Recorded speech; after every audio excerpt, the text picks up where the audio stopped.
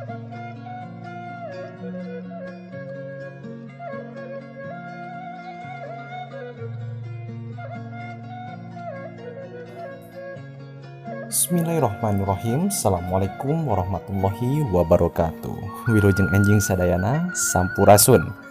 Patepang deui sareng Bapa Yanwar Yusuf dina pelajaran bahasa Sunda khususna kanggo kelas 11 SMA Pudai Al Muhajirin. Dina pertemuan ayeuna insyaallah Bapa bakal ngalajengkeun ya pembahasan masih ngeunaan materi sisindiran. Nah ya kanggo kelas 11 ya materi sisindiran. Nah satecan dikawitan mangga kanggo hidup sadayana dipersiapkan buku catatanna ya manggi kanggo pengabsenan sapertos biasa salian ti hidup nuliskeun nami lengkap sareng kelasna di kolom komentar. Teras hidup oge fotokeun deui hasil catatan dina materi anu ayeuna bakal dibahas ya.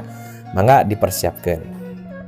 Oke, saat dikawitan Bapak aya sakadik heula nya sisindiran kanggo hidup sadayana nya.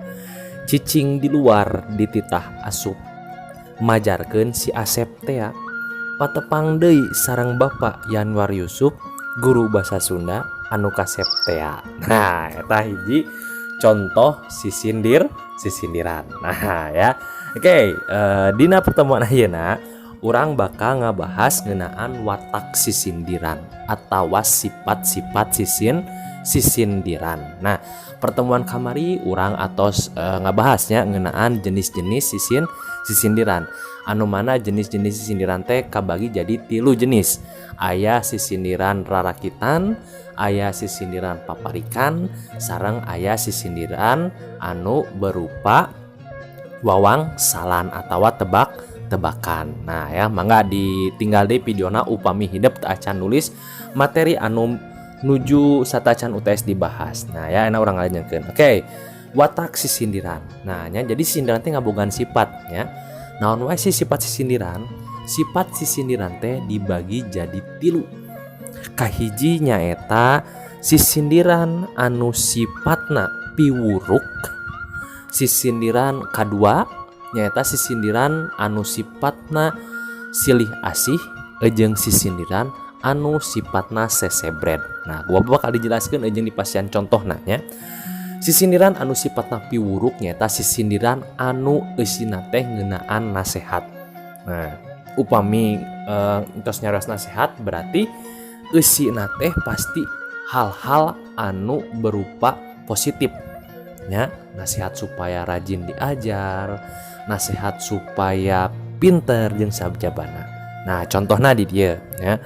Tangkal tanjung sisi gunung, tangkal laja jeung kalapa. Nya munjung kudu ka indung, nya muja kudu ka bapa. Nah, dina eta contoh sisindiran teh nerangkeun yen urang teh kudu ngabakti ka orang tua. Nah, eta contoh sisindiran piwuruk atawa nasehat. Anu kadua nyaeta sisindiran silih asih. Nah, lamun sisindiran silih asih mah biasana eusina teh ngeunaan cinta. Tapi kadang urang sok pahili mana anu silih asih jeung mana anu sesebred. Sesebred teh naon teh? Heureuy sesebred teh nya. Nah, ayeuna nu silih asih heula. Contoh sisindiran silih asih. Kajami mentas rawayan keur mentas katojos hoe. Upami mung heureuyan sawios teu cios bae. Nah, ya. Dina sisindiran ieu ngajelaskeun lamun hidup teu serius dina hubungan geus bae tong diteruskeun hubunganana. Nah, ya atawa aya hiji deui ya.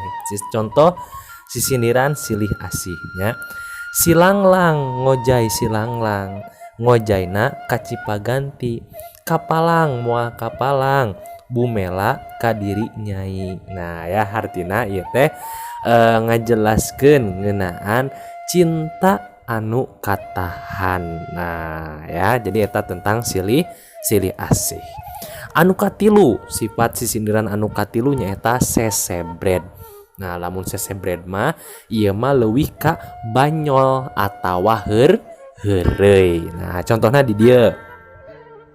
Dagang seureuh papatungan, cangkaleng laku sasiki.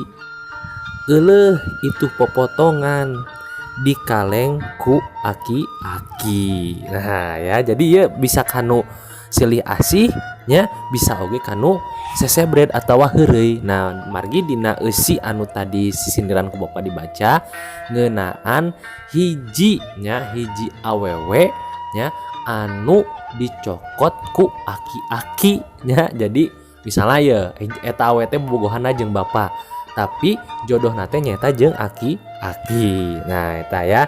Atau anu kadua, kacikini kaci ceuri balikna meuli erloji, nini ngeunah seuri huntuna ngan tembong hiji. Nah eta teh contoh sisindiran sesebred atawa heureuy. Nah ya jadi sakali deui sifat sisindiran teh sadayana aya 3 ya. Kahiji nyaeta piwuruk, piwuruk teh nyaeta nasehat nya, nu kadua nyaeta silih asih, sareng anu katilu nyaeta sesebred. Nah eta panginten jenis-jenis sareng sifat-sifat sisindiran. Nah ya.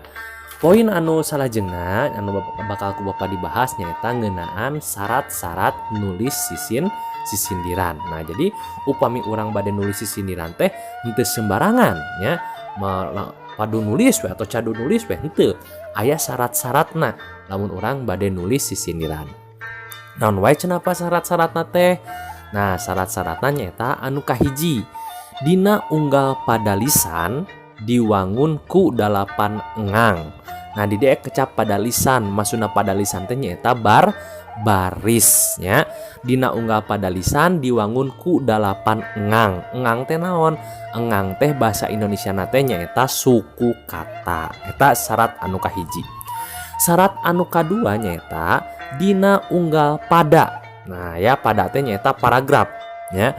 Dina unggal pada diwangun ku 4 pada lisan atawa jajar. Nah jadi bentuk sisindiran mah nyaeta 4 jajar. Nah ya teu aya anu 5 atawa 6 jajar, teu aya. Sisindiran mah nyaeta 4 jajar. Dina unggal padana teh diwangun ku 4 pada lisan atawa jajar. Baris kahiji jeung kadua disebutna cangkang. Nah ya baris anu kahiji jeung kadua disebutna cangkang. Baris anu katilu jeung kaopat disebutna eusi.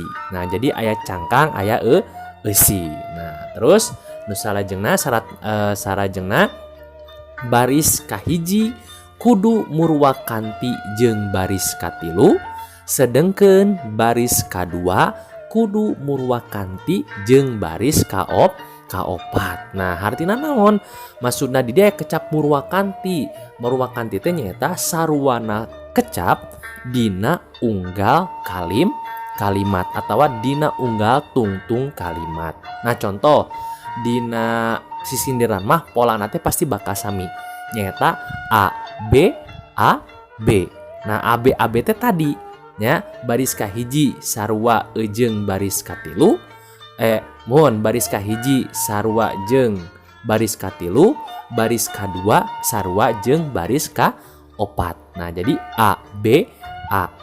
Nah eta panginten kanggo syarat-syarat nulis sisindiran. Nah mangga kanggo materi sisindiran nya dina pertemuan ayeuna panginten cekap sakitu wae nya. Insyaallah dina minggu payun masih urang ngalajengkeun materi ngeunaan sisindiran ya. Atur nuhun kana perhatosanana, hapunten bilih aya kelepatan. Akhir kata, assalamualaikum warahmatullahi wabarakatuh. Sampurasun.